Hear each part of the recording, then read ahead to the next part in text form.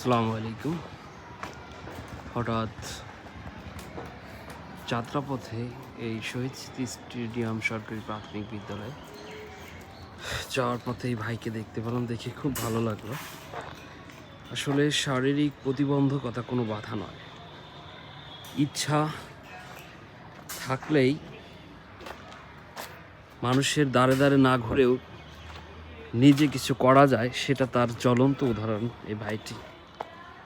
দেখুন, ভাই হাঁটতে পারে না, তারপর মানুষের কাছে হাত পাচ্ছে না, সে নিজে ব্যবসা করে ইনকাম করে খায়। এটা আসলেই সমাজে আরও যে আমাদের এরকম প্রতিবন্ধকতা ভাই ব্রাদার আছে, বোন, তাদের আসলে এখান থেকে শিক্ষা নেওয়া উচিত যে আসলে শারীরিক প্রতিবন্ধকতা কোনো বাধা নয়, দরকার শুধু ইচ্ছা এবং ইচ্ছা শক্তি। এই ভাইয়ের মুখ থেকে কিছু একটা শুনবো। যে ভাইয়া, আপনার নাম কি ভাই? আমার নাম শাওন শেখ। শাওন শেখ না? জি।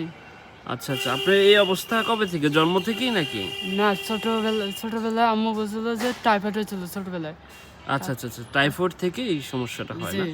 আপনি আপনি কি কখনো এমনি ভিক্ষা টিক্ষা করতেন নাকি ভাইয়া?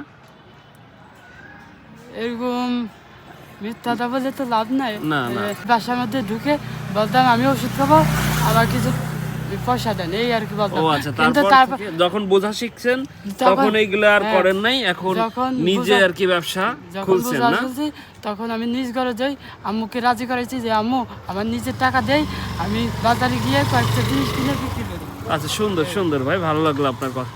এটা কতদিন ধরে করতেছেন এই কাজ? এটা দুই মাস হবে। তাই না? মাশাআল্লাহ, সুন্দর হয়েছে, অনেক সুন্দর হয়েছে ভাই, অনেক ভালো লাগলো। আমার জন্য আপনারা দোয়া করবেন। অবশ্যই দোয়া করি যেন আপনি আপনার মনের আশা আল্লাহ আপনার পূরণ করে এবং সুস্থ থাকেন সব সময়, নিজে কিছু করতে পারেন, ভালো কিছু করতে পারেন, সেই দোয়া রইল। ধন্যবাদ ভাই।